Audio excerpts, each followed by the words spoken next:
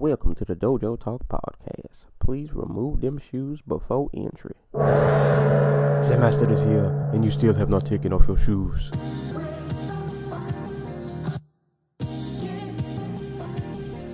Yeah.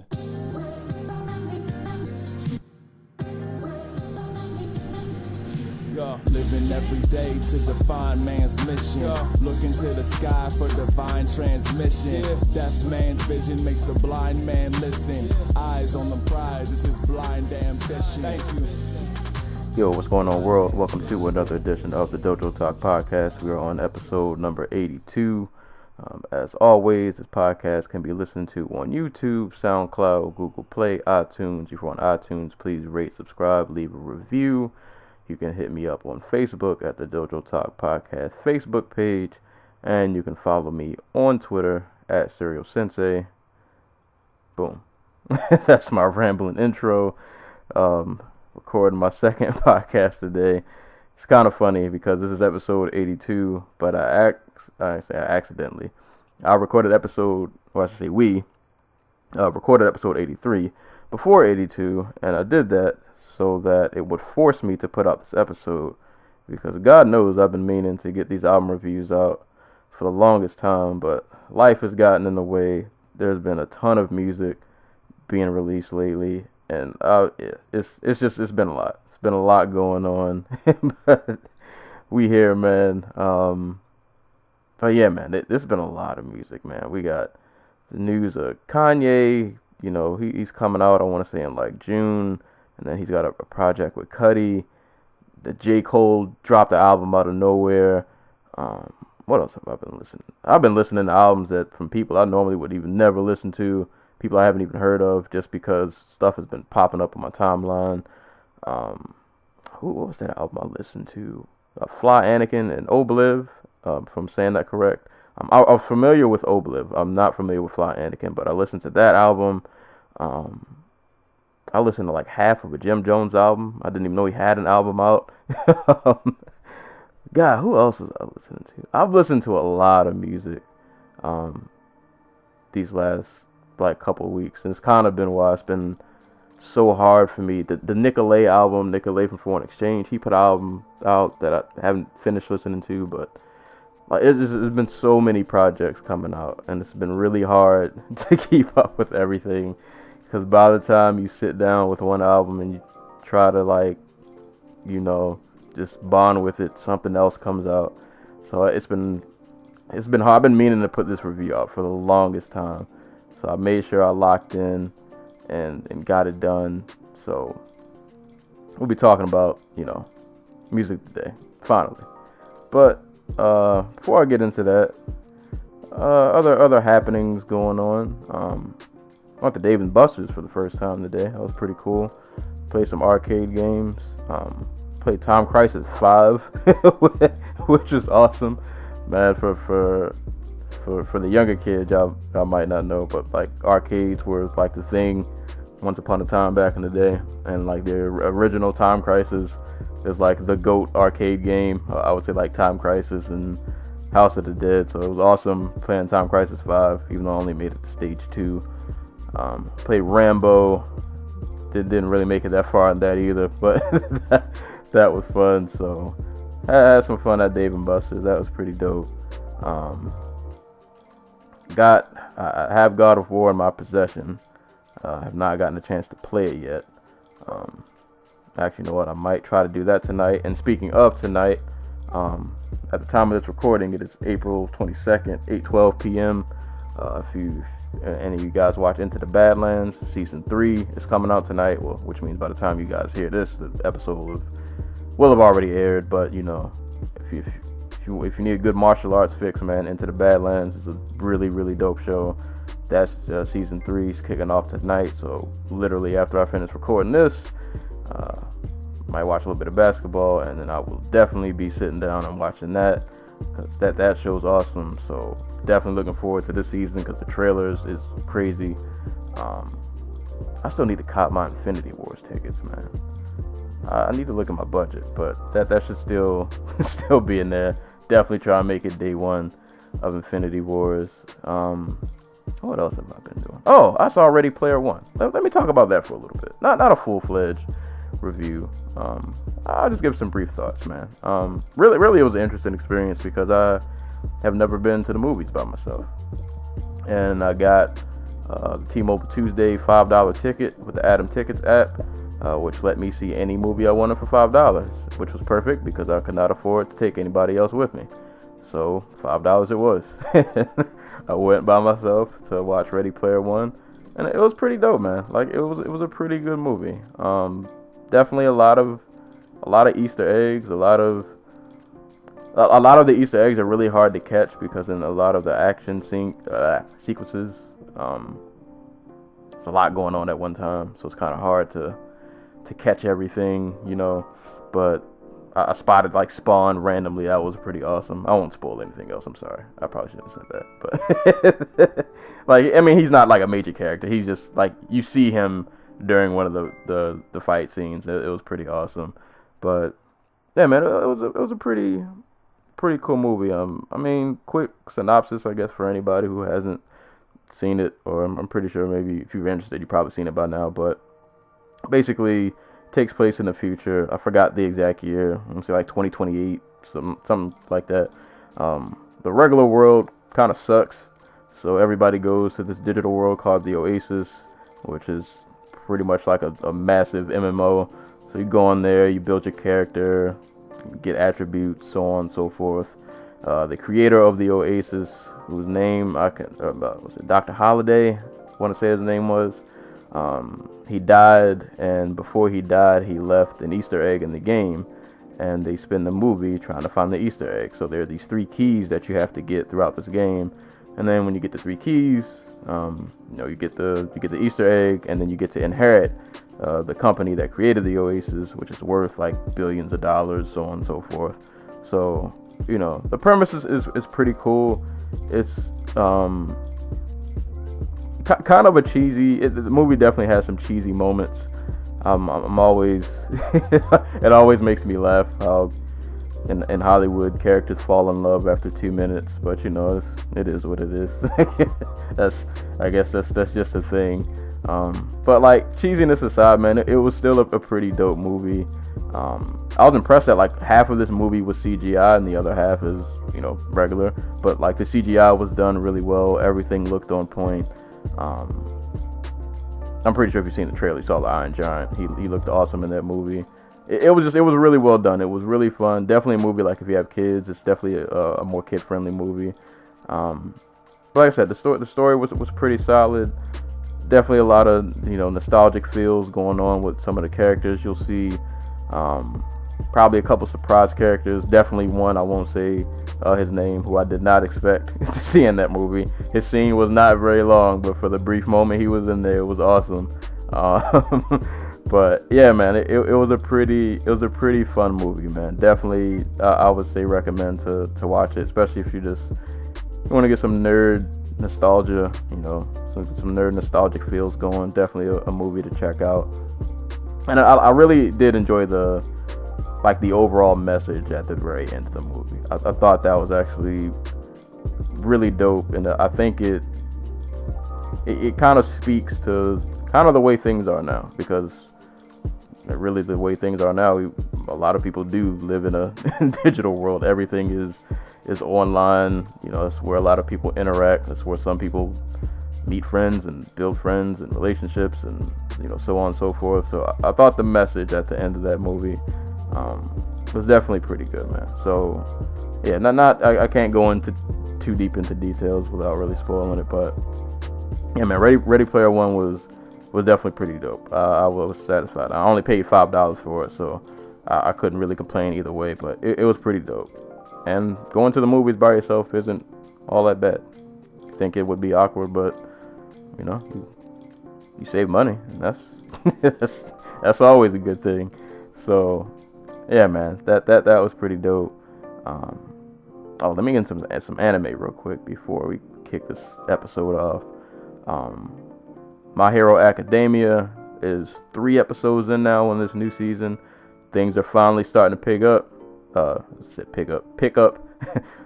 League of Villains they back in here. They about to start wrecking shop, I'm assuming, in this next episode. So if you have not started watching My Hero Academia Season 3, go on and, get your life together. Go on and start watching. And I also picked up this other show called Megalobox, which shout outs to Novelist from Clear Soul Forces. I saw him mention it on Twitter. So I gave it a look, man. And Megalobox is a pretty dope show. I would say check that out if you are a fan of, like, I would say if you like Samurai Champloo and like Cowboy Bebop, I'd say this show might be something up your alley. Not to say it's not really similar in terms of like a storyline, but kind of like the art style, the music in the show kind of gives me a vibe of that. I guess quick synopsis, at least from what I know so far in the 3 episodes, Megalobox is like this big boxing tournament. I think they get some kind of prize, like if you win the tournament, you get all the boxers from around the globe, and they have this tournament to fight to get in it, all that good stuff.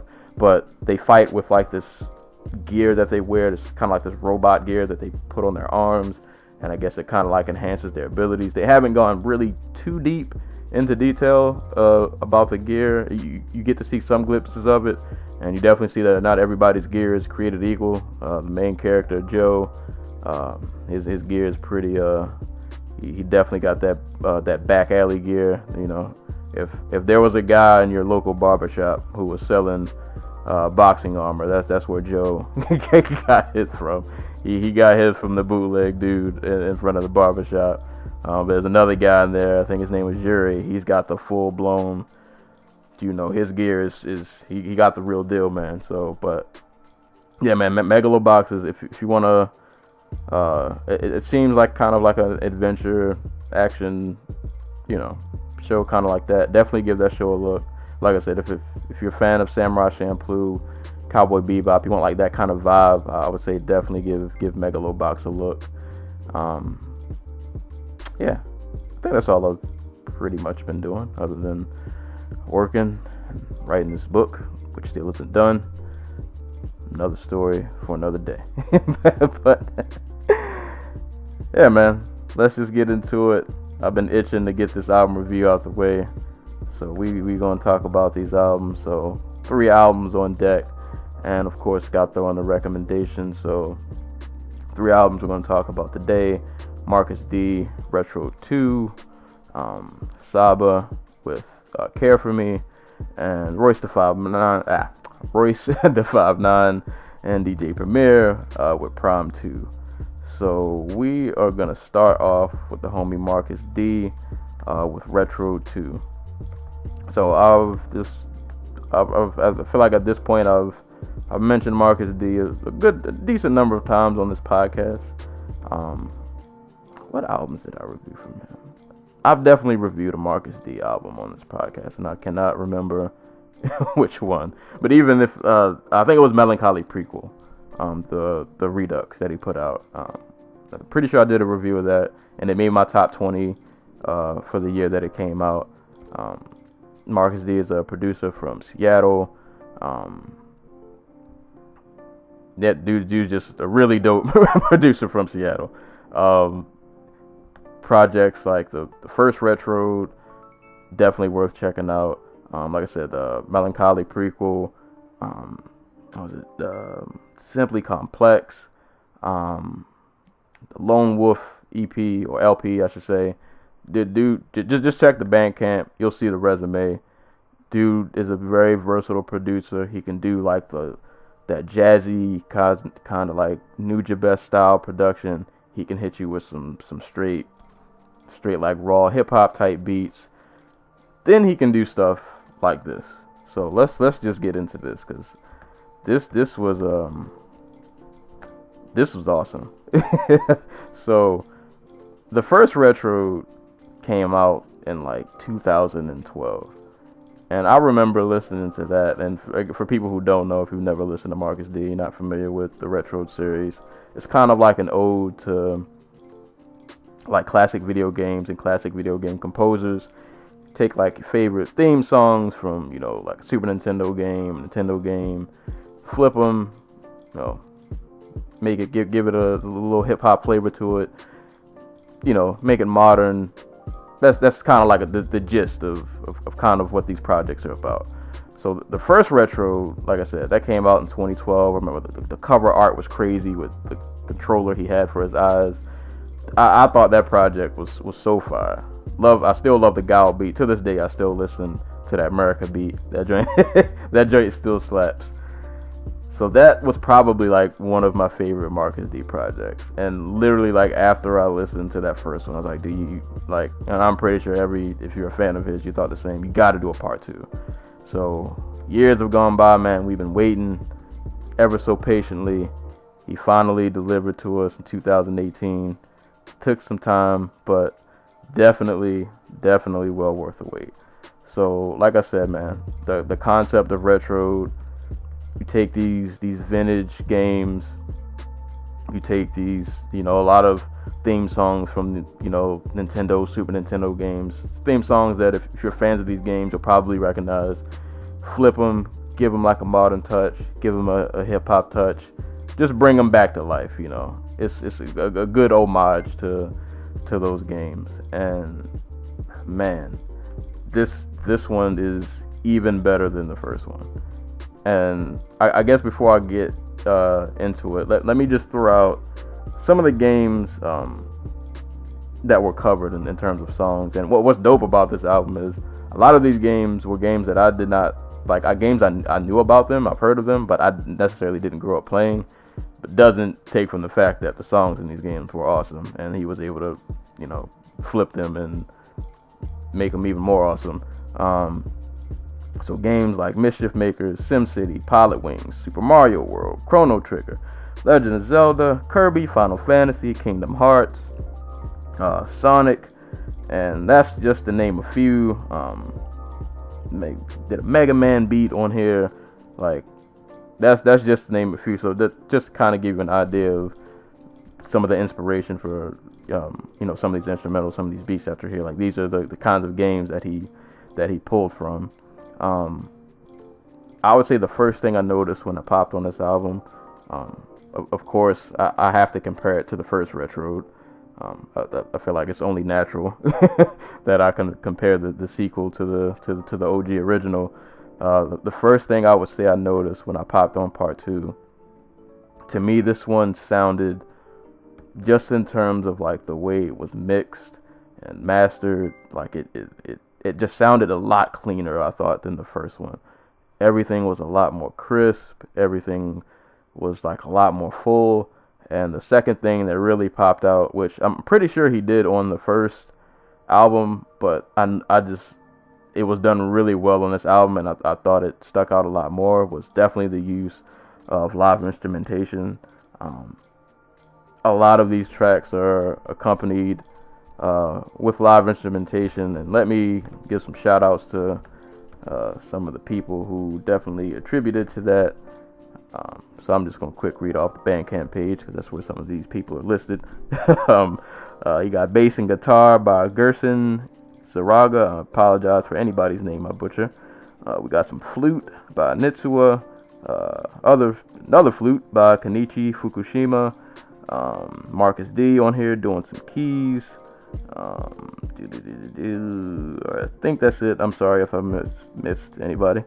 But really good use of live instrumentation in these tracks. And I thought it was just dope that you could have easily did an album where like you just took these maybe you just like sampled, like you did like an 8-bit sample.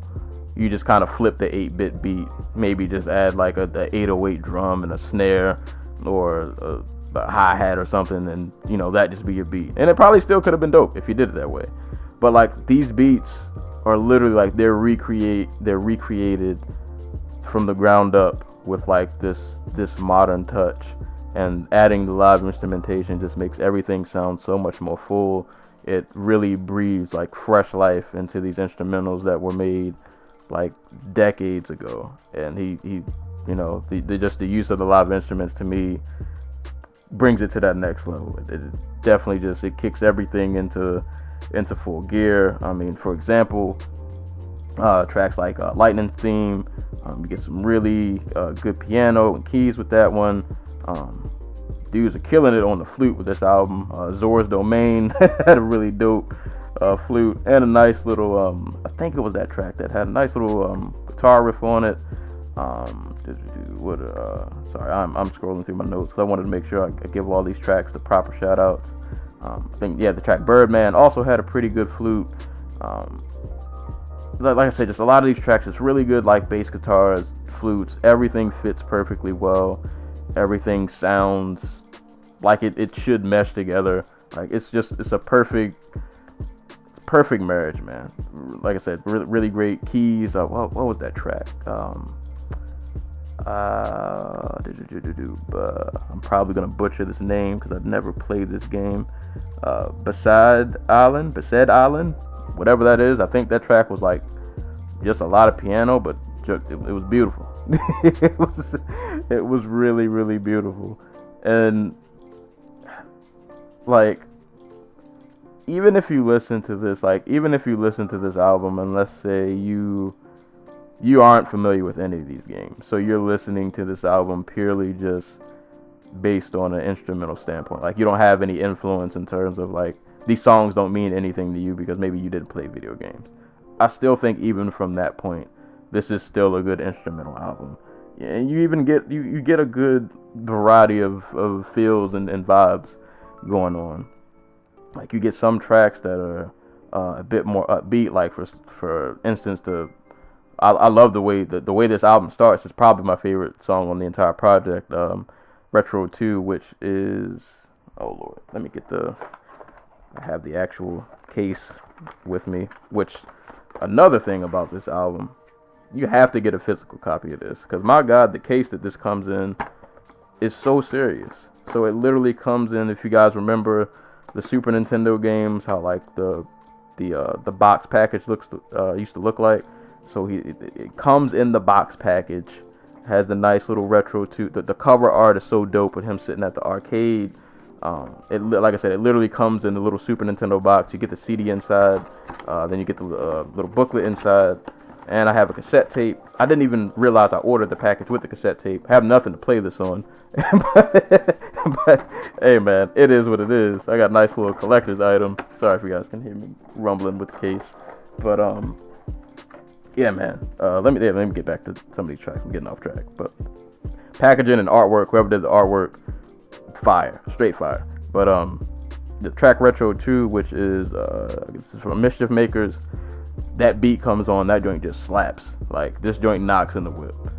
Very like it sounds like an intro theme, like a victorious intro theme. Like this is, it's my highlight reel music when that track comes on, man. So I really love that track.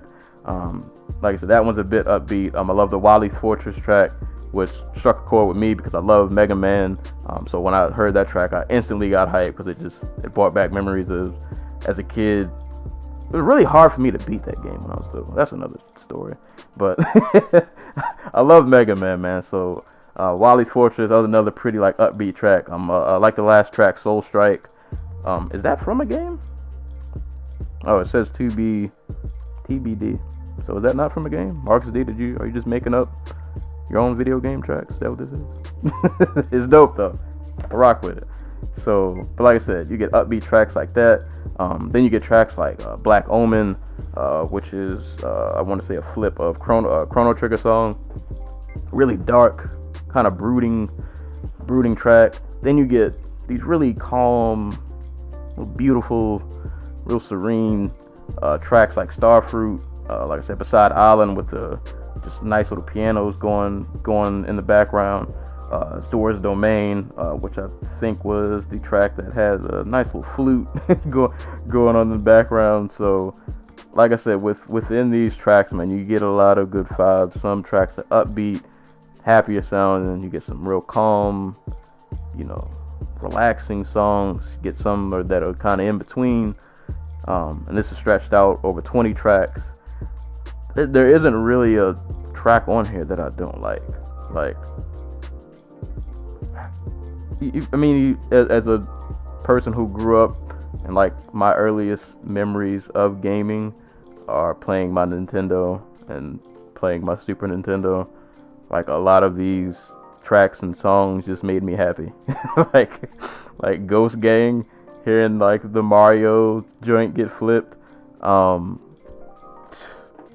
Like that's just one of those themes that you hear and you instantly recognize it. Same with Trees with Faces. Like, who didn't grow up playing Mario World? These tracks are they just stick out. You hear them and it's just like, oh man, like it instantly just takes you back. Ghost Gang kind of bumps too on the low. that's another track on here. On the low, Ghost Gang kind of slaps. Final Fantasy, like I was kind of a Final Fantasy fan as a kid, though I wasn't huge into it because I'm not a big RPG guy. But anybody who knows anything about Final Fantasy, really, you can say this about a lot of games back then. The music composers in these games were awesome. Video games are a very underrated source of great music. So all the Final Fantasy flips on this album are dope. Like I said, Lightning's theme is amazing. It's really the same with Chrono Trigger. Any Chrono Trigger flip I've ever heard, because I think he did one on the first Retro too. Really great music from that game, and it's really awesome to just recreate and bring back. Like, I could go on a lot. The Chaos Emerald track from Sonic, it's another theme. You hear that, you instantly recognize it, you know what it is. Like I said, a lot of these beats are it's really awesome that these were recreated from the ground up. Like, I don't think he took an easy way out, like, oh, I'm just gonna take the little 8-bit sample and throw a little kick and a little snare and we'll just call that the new Mario beat. Like, no, these tracks were done from the ground up. Like I said, live instrumentation going on. It's you could tell he really took his time. He took his time with these beats. Everything sounds so full, so grand, so just, it's great. That's the point. that's the point, man. Like, if you're a gamer and you want some video game theme music to ride around to, this is it, man. Like, this is it. From the packaging to the album, just everything on here is it's great. Like, it's just great. Like, literally, I could go on and on about this, but it's not much else to say, man. It's just really great homage to all of some of our favorite games that we all grew up playing, bringing a lot of these theme songs back to life with a nice modern hip-hop touch, and everything just sounds perfect. Like I said, there aren't really any tracks on this album that I don't like. So I guess I'll just get into some favorites. Like I said, I mentioned most of these earlier. Retro 2, which is the starter song. Definitely love that one. Lightning's theme, that's another favorite. Beside Island, Wally's Fortress 2, Zora's Domain, Milky, that's another one. I didn't even mention that one. That's a Bomberman, Hero Flip. That one was dope. Link to the Future. All these are dope, man. Starfruit, the Kingdom Hearts flip. All this is dope, man. That's just it. That's the review of this album. It's dope. It's fire. So go to this Bandcamp, give it a listen, buy it, and if you don't buy the album, shout outs to Marcus D on the merch game. All right, well, some of these are sold out, so if you want a link wine bag, I apologize. That ain't here no more. Hopefully, it gets more of those in. But bro, even the merch for this album, man, we got handmade Super Mario blankets, we got keychains, the retro T-shirts. The Link blanket is also sold out. So if you wanted one of that, you missed out. But the whole everything around this album is just fire, man. Like, this is a really good. Perfect merger of video games and hip hop. Like, I don't know what else to tell you. I really don't. If you're a fan of Marcus D and you enjoyed the first Retro, you will love this so much more. All right, I won't tell you you'll love it more than the first, but you'll love it regardless. This will definitely get the job done. I'm pretty sure at the end of the year, it's gonna be in the top 20. Cause, like I said, low key, some of these little video game tracks, they slap. If you're wondering, Marcus D, some of these dudes, in the words of FIFO from Dead End Hip Hop, these dudes bumping the whip. Definitely some of these are slapping pretty hard. So great instrumentation, great choice of video games. I want to throw an idea out there, because I want to say pretty much all of the. Hold on, I might be lying. I feel like most of these games are super. You know what? Let me not say it. Well, I would say my idea is, I feel like there are a lot of PlayStation games, especially at that PS1 era, that definitely had music worth being flipped. So I'm gonna just throw that out there. Maybe not a full album. I think you at least get an EP out of it. Just to throw some names. Tenchu Stealth Assassins had a very awesome soundtrack, probably worthy of a few flips. Tekken 2 had some theme songs, probably worthy of a few flips. Soul Blade, that intro track alone, I don't know if you can flip it, but that intro track in Soul Blade is fire. Yeah, just give some PS1 games a look. I think you might find some very flip-worthy tracks going on in the early PlayStation days. Why has that changed? I feel like good video game theme music isn't a thing anymore. Like, I feel like the last theme song I was even attached to was like Halo. Like that intro that, like, as soon as you cut the game on, that I'm not gonna recreate the singing part they do, even though I used to do it around the house all the time, but I'm not gonna embarrass myself on this microphone. I feel like good video game music isn't a thing. I could be lying. I could be totally wrong. But I feel like back in the day it was more important. Like it meant more. Like, bro, Harry Gregson Williams did like Metal Gear Solid. All of that music was so epic. Like, I feel like we don't get like not as much detail as really paid attention to those kind of things. That's I'm going on another rant. But yeah. Retro 2, man. Marcus D. This joint is fire.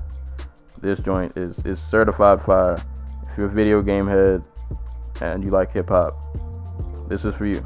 So I will leave a link down below so you can check out the Bandcamp, buy the album, get some merch, treat yourself, and do yourself a favor and listen to it. So that's all I got for that. Marcus D, great job, awesome album. And apparently, for people who don't know, I saw Marcus D say that he might have another album coming this summer. All for it, you know. I'm definitely always willing to hand my money over, because I know you're gonna give me something worth purchasing. So if you got another album up your sleeve, bro, I'm there. I'm there. You got my support. But Marcus D, Retro 2, definitely give that a look. So we're gonna move it right along to the next album, Saba, Care For Me. So I don't have a lot to say about Saba in terms of his background, because this was kind of one of those albums that I just kind of stumbled upon. I've heard of Saba. I know about the album Bucket List Project. He was just one of those dudes for a while who, like, I would see his name pop up. Like, I think he went on tour with Sylvan the Q, and I'm a Sylvan the Q fan. But, like, he was just one of those names that I would see, and I see that, like, people like him, but I just, you know, some of those dudes you just kind of never get around to listening to. Like, you mean to check them out, but you just kind of don't. And I might have listened to a couple of tracks here and there, but I can't remember anything really sticking to me from him. So maybe I just gave him a couple listens, and maybe it just didn't click the first couple of times I listened to him. But since I've had Spotify, I've been digitally crate digging and just listening to any and everything I can get my hands on. So, like, anytime I go to a site and I see somebody has a new album, I'll just check and see if it's on Spotify, and I'll just give it a listen just because I can. And I saw this had came out, and like I said, I didn't know any singles. I had no idea what I was getting into when I listened to this. I just put it on because I was like, all right, this is something new. I'm at work, need something else to listen to, keep the day going. Let's check this out and see what happens. And boy, oh boy, am I glad I clicked on this album, because this might be my favorite project this year. It might be. It's up there. It's at least top 3. Black Milk Fever was a firm, I would say now, but was a pretty firm number one. This might overtake that. It's sneaking up there, man. This has been getting pretty repeated heavy rotation. So like I said, in terms of Saba's background, I can't really get all into that because I don't know much about the dude, to be honest. So I'm gonna just focus on the music, what I heard on this album, and we just gonna take it from there. Album's only 10 tracks long. Get in, get out. But he does a lot of things really, really well in these 10 tracks. And the great thing about 10 tracks is you get through them really fast. The potentially bad thing about 10 tracks is you don't have room really for error. You can't afford a lot of filler. Like you need to come out the gate swinging. Everything needs to hit. Everything needs to be on point. You can't really be wasting time with 10 tracks. And out of these 10, there's only really one song I don't care for, really. And I can't even say I don't care for it because it's not a bad song. It just, I don't like the hook. And the track I'm referring to is Broken Girls. I like the idea of the song, but like I guess sonically it wasn't doing a lot for me. But that one track aside, which like I said isn't really a bad song, it's just kind of like not my cup of tea. The rest of this album is really, really dope. The first thing that stuck out to me about this album, and where I think the high points are, is Saba's content and his delivery. Content wise, man, this album is very personal. It's very honest. He covers a lot of topics, things like, dealing with depression, dealing with loss of family members, specifically his cousin Walt, who is repeatedly referenced through a lot in this album. Relationship with like family members and friends, the negative effects and pitfalls of the internet world, which is pretty much like a whole track dedicated to like moments of him realizing like he has like self-destructive behavior. It's just a really good reflective album of him really looking at himself and picking himself apart, and it's just very well done. And like I said, so the content to me really shine on this album because every track on here literally has some kind of idea, or there isn't anything wasted like topic wise on this album. Like he's not just rapping just to rap. Like there are clear like messages and narratives and things that are going on in this album that he makes you pay attention to, but it's delivered really well. And his delivery, his flow, I really love his flow because he is one of those dudes I think who he has like a very accessible sound. Like he's somebody who, like if you heard him and didn't know otherwise, he sounds like somebody who could be on the radio. He has kind of like that kind of flow, but it's also very versatile. He can seamlessly go from like this really like frantic rap style to like harmonizing to slowing down, and he does it really effortlessly. Like it doesn't sound like he doesn't miss a beat. He's like he can like switch a flow mid verse, mid bar, and it doesn't sound like he skipped a beat. Like everything seamlessly flows into each other. It sounds just really good. So yeah, his flow and like literally just like the things he was saying, the way he words things, and the thing is like he's not even like a punchline rapper, but he's really good at being descriptive and getting points across. And then like just the way he flows, the way he uses his voice makes everything like that much more impactful. And it's crazy because like I said, if what he's saying isn't like, none of it's really gonna go over your head, but it's just like the way it's delivered is very, very, very effective. And it's good it's fun to listen to because like I said, he can give you a variety of different flows, so it never really sounds stale. He can give you the fast, give it slow. Like I said, he can do some harmonizing, he'll switch and do stuff with his voice. It's a lot going on, but it all works. Production wise, this album was very, it was, for the most part, a lot of this was kind of dreary a bit. Kind of dreary. It reminded me a lot of these beats sound like something you would hear Mick Jenkins rap over, which ironically these both are from Chicago.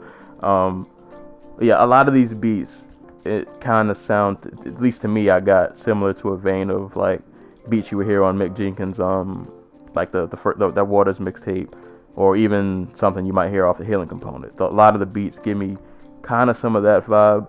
But another thing he did well, just like Marcus D, a couple noticeable moments on this album where live instrumentation kicked in and just took things to a completely different level.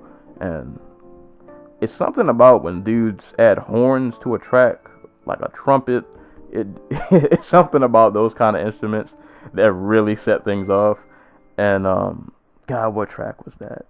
I know I have the note written. There's one of these tracks on here, the beat switches up like halfway through, and the last half of the song is like this just real like jazzy funk break. Oh, the track Gray, the second half of the song is just this really funky jazz breakdown, and Saba just goes in and he picks his flow up to match the pace of like the instrumental. It's really, really dope, man. It's done so well.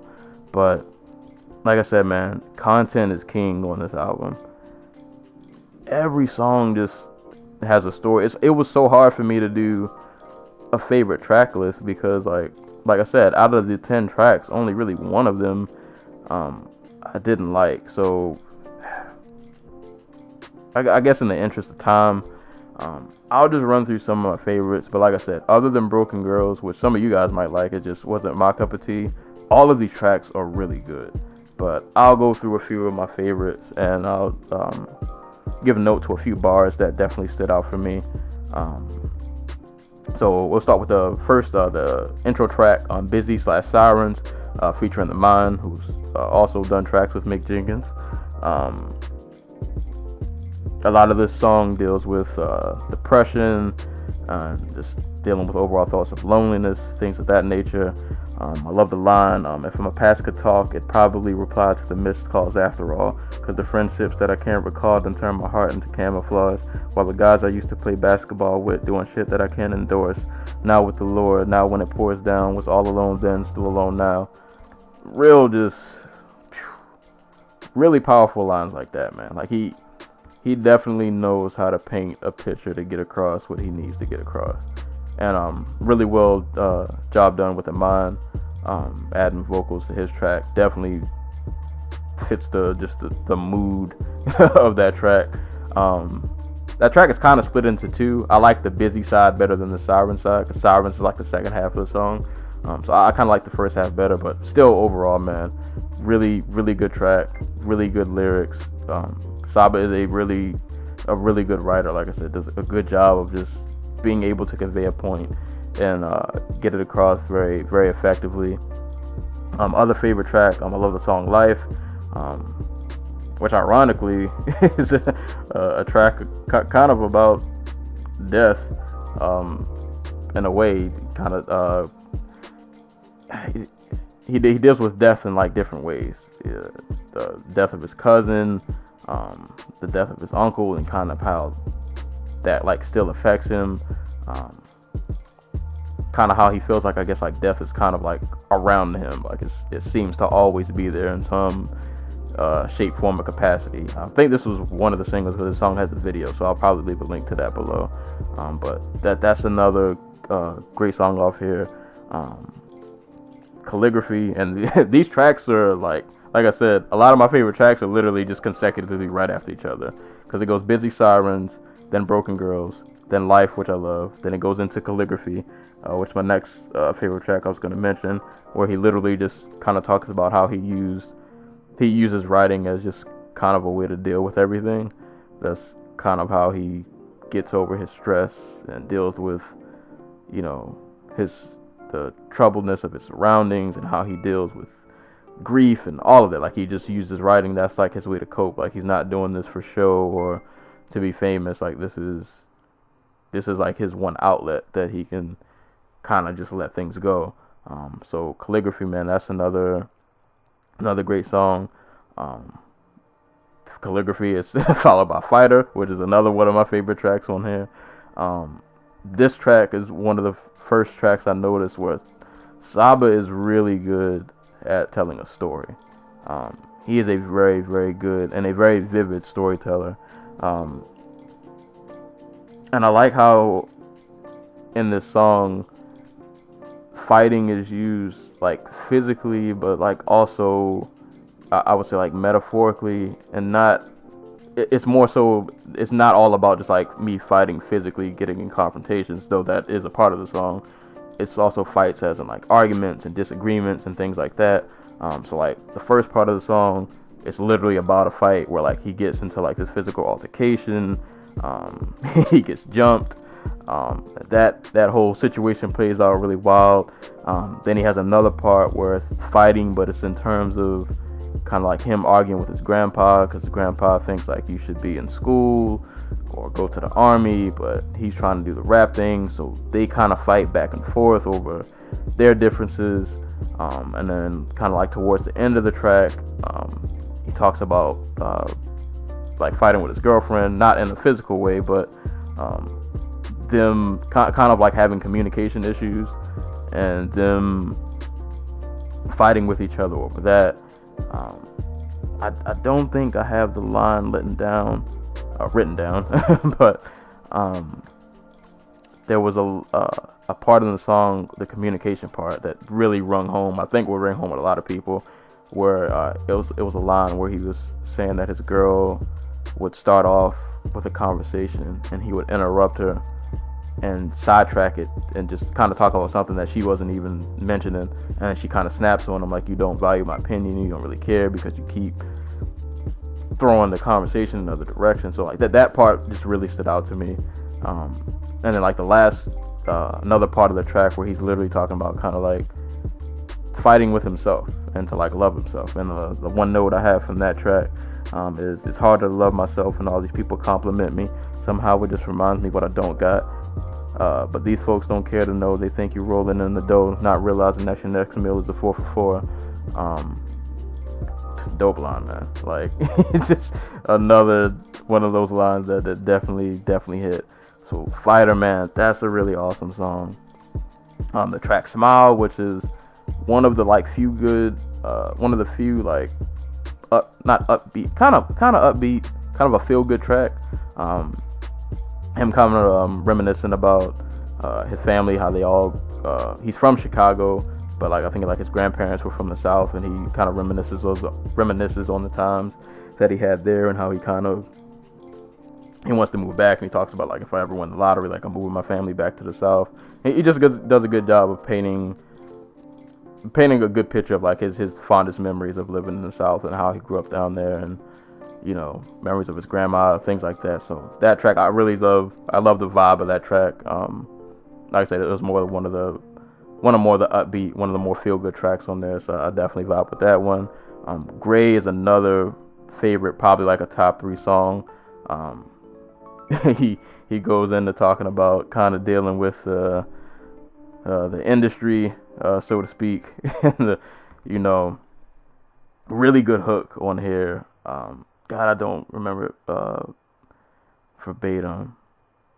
Oh, it's like your best track's probably on the B side, but don't be surprised if your label denies it's so gray.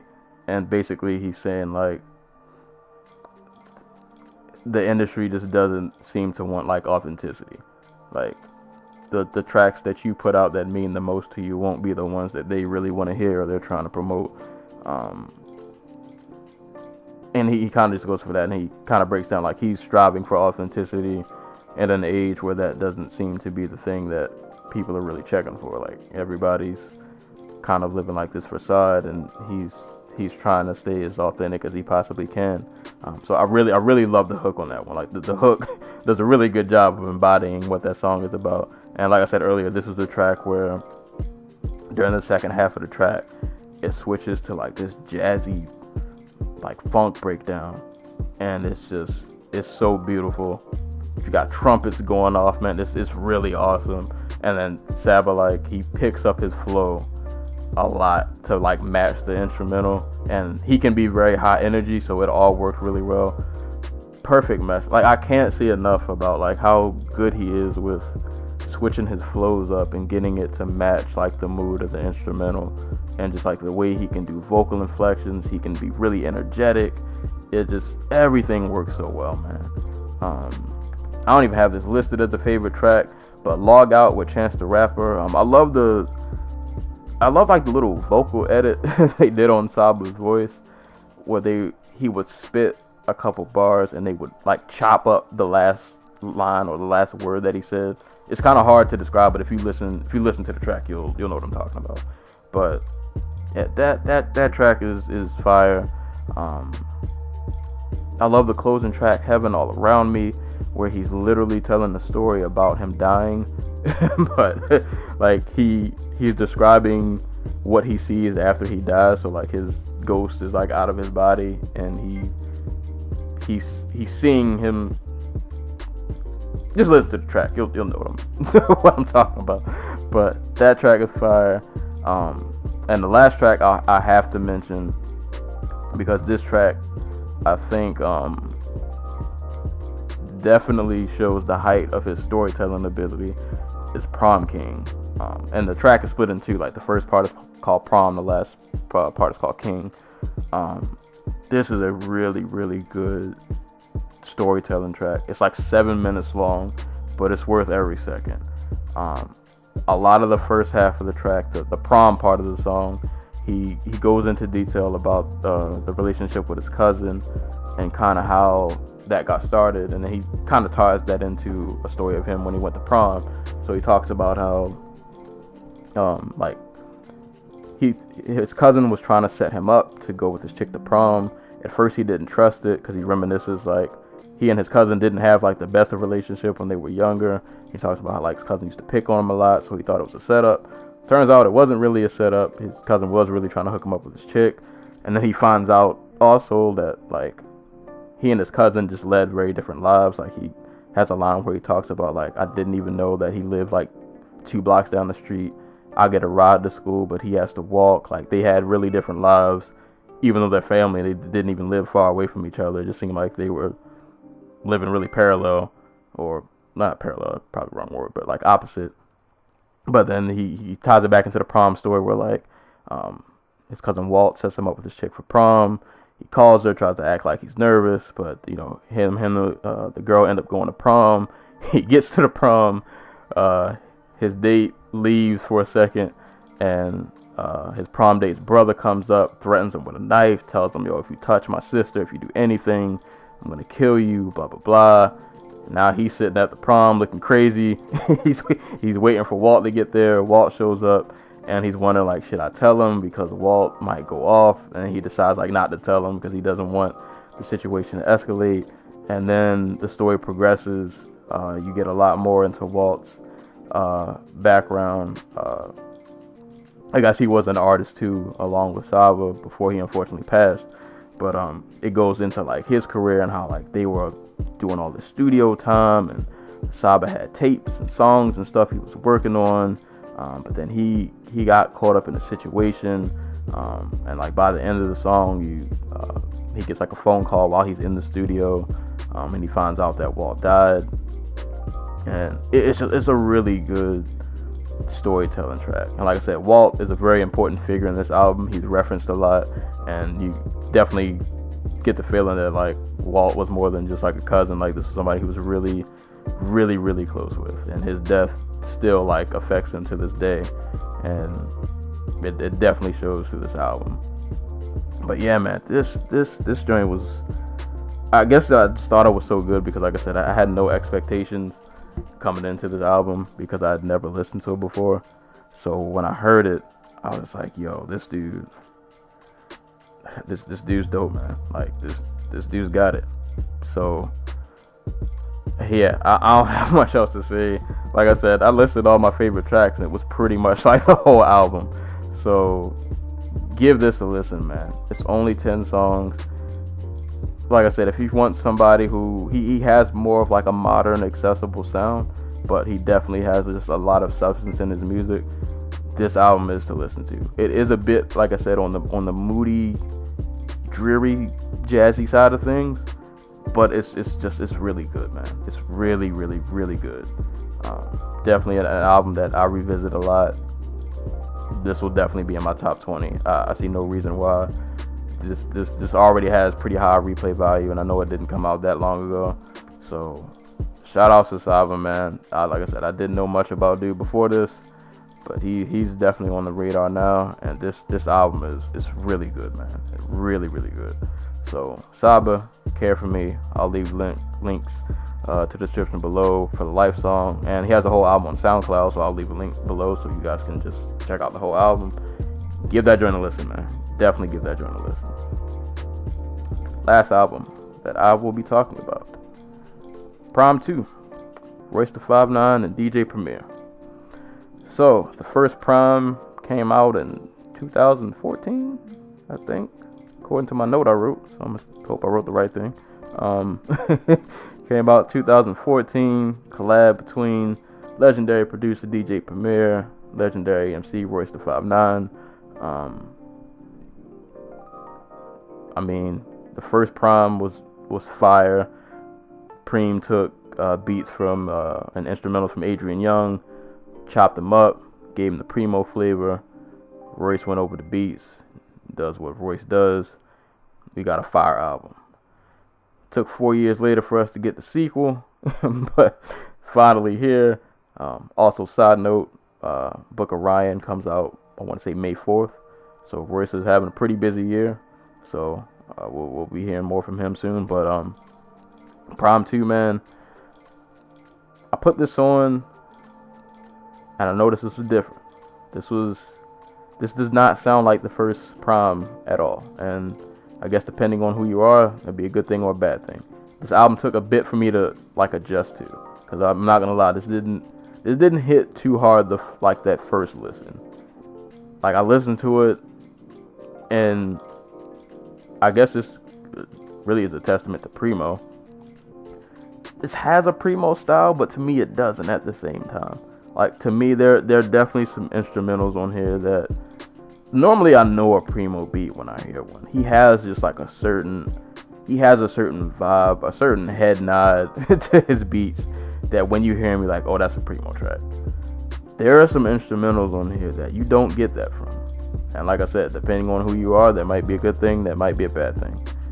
For me, it took a little bit to get adjusted to, but after a while it set in. I was like, oh, this is dope. Like, his sound, it changed up a bit. It's not super left field, but it changed up enough, at least to me, that like I noticed it.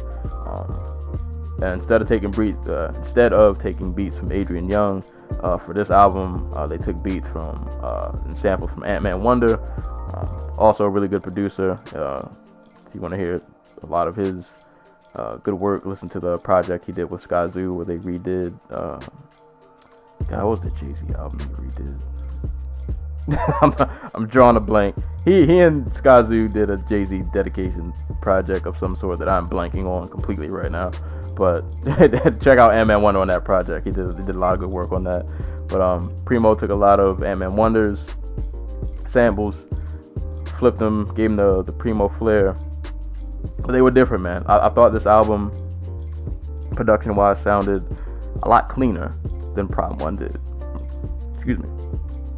I apologize for burping. I just ate not too long ago, to be honest. But this album, to me, Prhyme 1 definitely had like a really, you could tell those were Primo beats. And they had a certain grittiness, a certain like head nod vibe to it. This one has that, but like it don't at the same time. It's different. And I don't know how to describe it, but it's just different. Like I said, it has a different kind of energy, a different kind of vibe. Like I said, to me, it sounds a bit more polished than I'm used to hearing a Primo beat sound. And I guess just to give an example, the track Sunflower Seeds, which I love, that like really grungy guitar riff that's going on in that beat, that does not sound like something I would hear on a Primo track. But like, it works. It's dope. So, like I said, production-wise, It's a little different. Not to say the beats don't give you a head nod, but just doesn't to me have like that classic Primo sound. It's a bit different, but it works. But like I said, you still get some head nodders, you still get some bangers, you still get some soul on here too. That Made Man track with Big Crit and Mr. Porter, who was killing it on that hook. So Primo give you some different looks, man. It was, like I said, it took a bit for my ears to adjust to.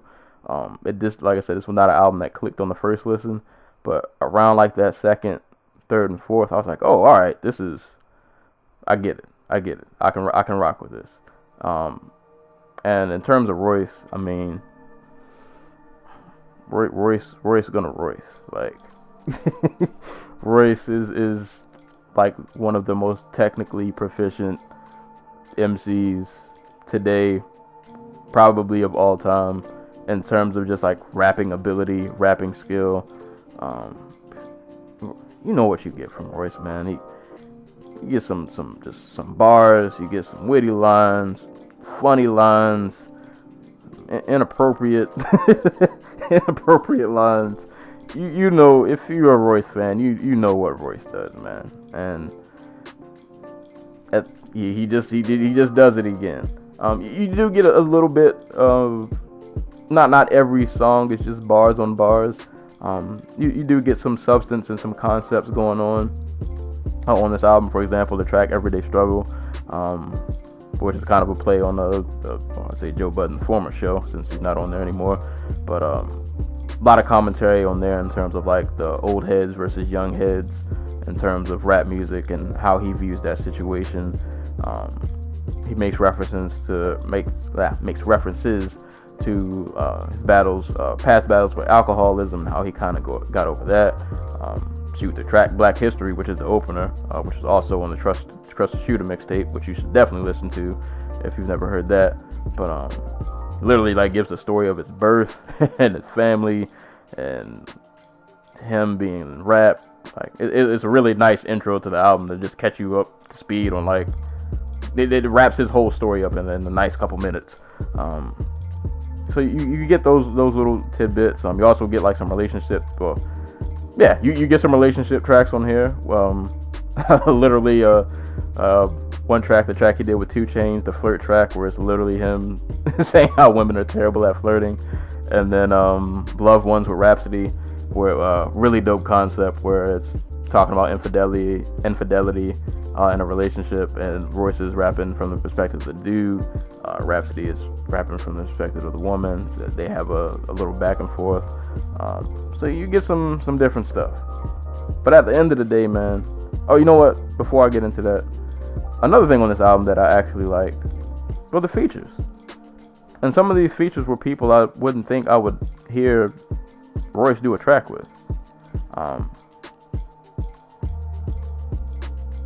The Yellow Wolf feature caught me off guard, which I guess I couldn't say that because they run kind of with the same crew, but I don't know. I'd never pictured Yellow Wolf and Royce on a track together, and it turned out really good. Yellow Wolf had a pretty solid verse. That beat fit Yellow Wolf style, and it turned out perfect. Rhapsody bodied her verse on Loved Ones. That IOU scheme she did was beastly. She got bars, yo. I know I mentioned this before. If you have not watched the Rapture series on Netflix from Mass Appeal, go check out her episode. I gotta go back and listen or watch more. I never finished all of them, but yeah, her episode was dope. Rhapsody got them bars, bro. she got them bars. Yeah, so the features were really good. Big Crit on Made Man. Really, I love the way Primo did that beat because it really, to me, that beat really fit Big Crit well. And Mr. Porter was singing his heart out on that hook. So shout outs to him. Flirt with 2 Chainz. It wasn't one of my favorite songs, but 2 Chainz actually had a pretty solid verse. And that track fit 2 Chainz. I mean, like I said, these features and Dave East on Era, even though that it's crazy because Era was a single, and to me, honestly, I think that's one of the weaker songs on this album, if I'm being completely honest. But not that it's a bad song, but I think compared to some of the other ones, there are other tracks I thought were much better. But Dave East had a pretty solid verse on that track. Respect My Gun with Rock Marciano. It was dope. And let me make a side note about Rock. I reviewed Rosebud's Revenge. I wasn't the biggest fan of that album, but just because his style isn't, I can't say it isn't for me, because he's very similar to Kai, and I love Kai's work. But for some reason, I don't get the same thing from Rock. I did listen to Rosebud Revenge 2, which I enjoy a lot more than the first one. I can't say I've really revisited it, but I did give it a listen, and there were definitely tracks on there that I liked. What was the line? My mama biscuits. It's something. One of the lines on that album when he was talking about his mama's biscuits. But nah, man, it was dope to hear Rock Marciano over some drums that knock. Like I said, it's not, Rock isn't a bad artist or a bad rapper. Dude can spit. He's got really nice and witty lines. It's just his style is it's real laid back. It's real low key, and it kind of doesn't change. But I thought the production was really dope. It made him stand out more. It was good to hear him over some drums that knock. So the features on here are really good. And then Royce, in terms of lines, Royce is going to Royce, man. Just them bars, bro. And I get it. Some of these bars we heard on that freestyle he did with oh my God, I was about to say K-Slay. That man is not K-Slay. With Flex, but I didn't care, man. I get it. Some of the bars were on that Flex freestyle. I don't care. When I heard him on his album, I was still like, ooh. It's you know, you listen to Royce, you're gonna get, if you catch a lot of his lines, you get some sour face moments. You get some laugh out loud moments, because dude he says some outrageous stuff. It makes him really fun to listen to. But man, Black Tires, the Lip White, Tyrone Biggums giving turkeys out on Thanksgiving like Nino with us. We even passing out TVs like Wendy Williams. Like, bars on bars. I love the line, time flies when you having a nice time. So when I drive, I try to ride slower than Heinz pouring. Well endowed in God's image, never smile, Kawhi Leonard. These pellets are pedophiles coming out the arm, bro. Trust me, touchy, Dudley Arnold. And a lot of y'all might not catch that line. And I didn't at first. When I first heard the Dudley Arnold line, I was like, I know this from somewhere. Because those names, they kept sticking out to me. And then I watched the review they did on Dead and Hip Hop of this album. I was like, oh, that was the Different Strokes episode with the creepy bicycle dude. And he was showing Dudley and Arnold the pictures of them skinny dipping, and it was weird. It was weird, but that was just one of those lines. I was like, ooh, that was very inappropriate, but it was a dope bar. He's just got a lot of good lines, man. Niggas in the streets aim terribly with that full clip, turn into a marksman when it's time to miss me with that bullshit. My new religion, that bottle not a thing to me. I'm tired of you niggas, like I'm tired of watching them slave movies. Body the verse or made man, in and out of Ibiza, spinning power of Visa, standing the test of time like the leaning tower of Pisa. Bruh, bars, just bars everywhere. That's what this album is, man. Like, it's not a ton to dissect in terms of like content and all that. It's just bars, bro. Like, if you like bars over some good beats, this is it. This is what you get. Like I said, it ain't a ton to dissect. I like I said, I think it's more to dissect really on the production side, really than the lyrical side. Because in terms of Royce, like you know what you're gonna get in terms of bars. Like I said, it just took a little bit for my ears to get used to the production. Because like to me, it sounded different than what I'm normally used to hearing from Primo. If I had one knock on this album, I would say some of the hooks on this album could use some work. Not really a lot of catchy hooks going on. Some of them work. Like One of the Hardest, I love that hook just because it's mad aggressive. But some of these hooks were kind of hit or miss. But the verses were so hard that I'm like, yeah, whatever. I forgive you. So, but yeah, man, like that's pretty much his album, bro. It's beats and rhymes, man. This is a really straightforward album. You know what you're getting. It's Royce and Primo. So I'm gonna just go list some of my favorite tracks on here real quick. One of the hardest, which I think is the second track on here. It's like real aggressive beat. Royce comes out killing it. I love that rhyme scheme he did with the alphabet, the A, B, C, D, E. Put you in the back of the EMS. DMX name got through. I forgot how that whole scheme go, but that joint was dope. Respect My Gun with Rock Marciano, as I mentioned earlier. Like I said, just good to hear Marciano over a track with some nice thudding drums, and his verse was really dope too. That's another hook. That hook isn't. I feel like that hook isn't really good, but like I like it at the same time because it's so abrasive for no reason, and it's kind of one of the reasons I love Royce. Dude is just. There are things that he does that if other rappers did, I would probably hate and find obnoxious, but because it's him, it's like, oh, that's just Royce. Royce just be wilding sometimes. But Without Warning with Yellow Wolf, like I said, good feature from Yellow Wolf. That was a track where Royce had a lot of bars, a lot of, most of the hardest bars on this album, I think, are from that track. I love the line, I would definitely spray y'all quick. If y'all expected me hesitate to shoot this bitch, then y'all are definitely in the playoffs with J.R. Smith.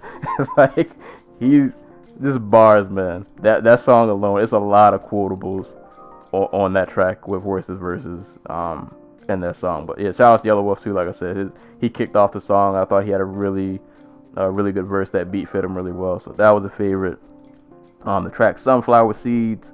Like I said, this was the track where like that had that really grungy guitar riff going on. It was just a different sound from Primo. I love how Royce uses sound effects randomly. He literally makes the sound of spitting out a sunflower seed. It reminded me of the track Gun Harmonizer from Street Hop, the Street Hop album that he put out. I think that came out in like 2010. Where in Gun Harmonizer, he's literally just using the sound effects of gun shooting. But like he's actually like making those sound effects with his voice. So like it's little things like that he does that makes me appreciate him as an MC, because it's really bizarre to listen to, but somehow he makes it work. Streets at Night, I like that one. As I mentioned earlier, Made Man with Big Crit and Mr. Porter, really soulful beat. Mr. Porter was killing it on that hook. Royce had like I said, he had really dope bars on that one too. The Everyday Struggle song, as I mentioned earlier, also where he kind of attacks the old heads versus the new heads in terms of hip hop and how that argument kind of goes. He kind of seems like somewhere in the middle. Like he's pretty level headed about it. Like he can see both sides. He's not leaning totally towards one way or the other. I like the line, when Shady made his hit record, Could Cannabis Accept It? Nah, time's just repeating itself. 97 was just reckless. Now it's just bigger checks. And now it's niggas with dresses. Where like, and I've had this conversation with people too, where it's like, we like to reminisce on the golden age. And I mean, I'll still argue that the 90s were better, but that's because of what I grew up with. But you know, that's another argument. But at the same time, like the 90s and early 2000s, we had our fair share of gimmicky artists and people who probably should have never made it, but they did for whatever reason. Like we had that back then too, and they're just going through this now. Though I would argue the only difference now is I feel like back then those artists that were like gimmicky, like we kind of knew they were gimmicky, and they were just kind of allowed to stay in their lane. But I feel like nowadays these artists, like people try to recognize them as like top MCs and top rappers, and it's like, all right, bro, I gotta chill out, man. You can have your lane, that's fine, but you need to stay all the way over there with that, bro. You know that's another podcast for another day, though. I'm not even gonna get into that. But those are just a few of my favorite tracks. But like I said, this album is pretty solid. I'm not sure if I like it more than Prime 1, partially because like they just sound really different from each other, which I think is a good thing though. It's hard to say if I like this better than Prime 1, because Prime 1 had it was some heat, boy. It was some heat on that. But this one got some heat too, man. There are some bars on this album, and it's a lot of them. So I don't know. I don't know which one I like more, but either way, man, it's still a good album. Definitely worth a listen. If you like Prhyme 1, you gotta pick this up, just because. But like I said, man, it's just dope beats and rhymes. That's what this album is. It doesn't try to stretch into any. It doesn't try to stretch itself out to be anything that it isn't. Like, you know what you're getting. You're getting dope beats. You're getting dope rhymes, and that's it. And what else could you ask for? So, DJ Premier, Royce the 5'9", Prhyme 2. Listen to it. Links will be down below. Go cop it. Go listen. You know, it's dope. So, shout outs to Royce and Primo. And before I get out of here, recommendation, man. So, I'll be honest, for this recommendation, I did not listen to this album in full. But I have heard enough of this album that I feel pretty confident in giving this a recommendation. And for those who enjoy this kind of music, I can't see a reason why you wouldn't like this. So my recommendation, this is an artist who I literally just discovered maybe a couple days ago. Her name is Tanika Charles, and the album is entitled Soul Run. I will leave a link below to the Bandcamp, so you guys can listen. And if I remember, I'll leave a link to the video for the single that she has for this album. This actually came out last year in April, so I'm a little late to the party, but you know, it is what it is. But Tanika is a Canadian singer, very soulful. This album sounds a lot, it's very reminiscent of like that old school Motown sound, but it still has like a modern twist to it. If I could compare it to anything, I would say for anybody who's familiar with Leon Bridges, who, side note, has an album coming out in May, and all of them singles he has put out have been fire. But that album, boy, I can't wait for that. But if anybody listened to Leon Bridges' first album, if I could compare her to somebody, I would say, just in terms of sound, it kind of sounds like that. Has a very old school feel to it. Her voice also sounds of that era, but she has a really good singing voice. Great instrumentation, just really good soul / like funk. It's just really good, man. So I'll just list the tracks some of the ones that I listened to. Like I said, I didn't even listen to this whole album. It's only 11 tracks, but the tracks I listened to were all really good. So there's no reason why the rest of this album, I'm pretty sure, is fire. But the track Soul Run, which is the one that has the single and the video out, that's a really good track. 2 Steps, Loveful, and Heavy. So those were the 4 that I listened to. I was trying to listen to this at work, but I kept getting distracted, so I couldn't finish it. But yeah, man, if you want some really good soul music, look no further. This joint is really good. And I literally, I randomly just found her on Spotify. Like, she popped up in one of the similar artist section from somebody I was listening to, and I just clicked on her album, and I was like, oh, I can get with this. So that's my recommendation album, Tanika Charles. Album is entitled Soul Run. Once again, I will leave a link below to the Bandcamp, so you guys can give that album a listen. And that's all, folks.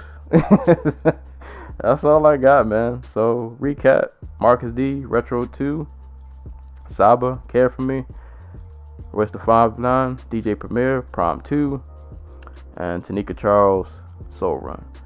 And go check out Ready Player One and Megalobox the anime if you have not. And definitely My Hero Academia. If you're not watching that and you're an anime fan, you should be ashamed of yourself. But give everything I mentioned a look. And check out Into the Badlands Season 3, which is about to come out in about half an hour. So I need to get on out of here. But anywho, as always, this podcast can be listened to on YouTube, SoundCloud, iTunes. If you're on iTunes, please rate, subscribe, review. Catch us on Google Play. Catch us on Facebook, the Dojotalkpodcast Facebook page. And you can hit me up on Twitter at Serial Sensei. And if you have questions for the podcast, You can send any questions to Dojotalkpodcast at yahoo.com. But that is it for the evening, man. Just a quick note, I will be reviewing J. Cole's album, because at this point I've listened to it too many times and not talk about it. I got a lot of catching up to do with albums. Like I said, there's been a ton of just music coming out recently. So I got a lot of listening. I got my work cut out for me, but I'm gonna try to get it done. But yeah, definitely more reviews coming. Always more fight talk coming. So by the time you guys hear this episode, this episode 82, 83 has already been recorded. So we covered the Kevin Lee and Edson Barbosa card. So if you're a fight fan, that by the time you hear this, that episode will be in the chamber, coming out within like the next couple days or two. So be on the lookout. But that's all I got for today, man. Thank you guys for listening. Share the podcast with a friend. Appreciate y'all for rocking with me. And that's all I got for today. So until next time, I will catch you guys later. Peace.